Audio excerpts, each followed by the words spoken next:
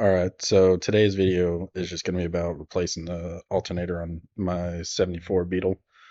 Super simple, or it was supposed to be, turned out to be way more effort than I thought it was going to be, just being able to shimmy the alternator out. It's a fresh motor build. Turns out that the negative from the battery to the body was what was bad, causing the alternator not to charge properly. But I needed to upgrade the alternator anyways to a better unit. So I got a Bosch. I don't know what the model number is, but it seems to be better. That's what everyone recommends. So that's what I upgraded to.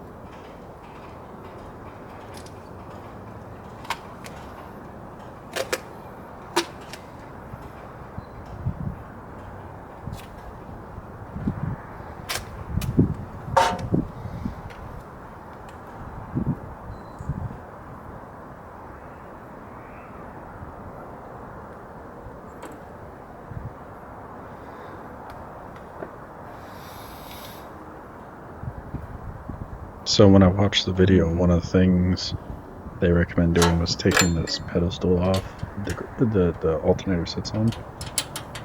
Don't do that. It turns out to be you don't need to. Just loosen up the 2 screws on the side of the fan shroud and kind of shimmy it up a little bit.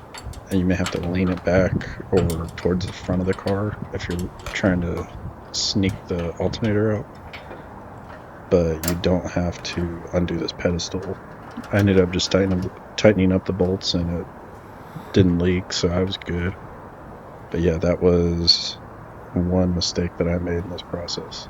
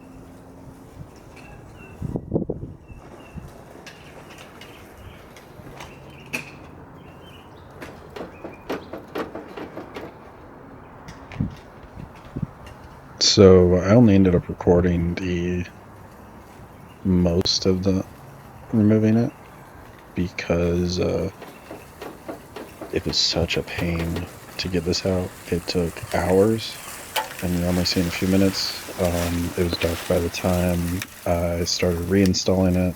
I didn't have the right screws or the right nuts. This alternator that was in there was using studs, and the Bosch alternator used, the alternator that was in here was using bolts, and the Bosch alternator uses studs, so I had to get screws for those, or nuts for those studs on the backside to hold the plate that it mounts to, and then screws into the fan shroud. So it was just one problem after another. And then this screw that I'm working on, these 2 down here, there's like no way to get to them without removing the intake, and I can't remove the intake because it's bolted to the heat risers to help heat the intake. So I had to do lots of little things to make this work. I do not recommend doing this unless you're going to pull the whole fan shroud off the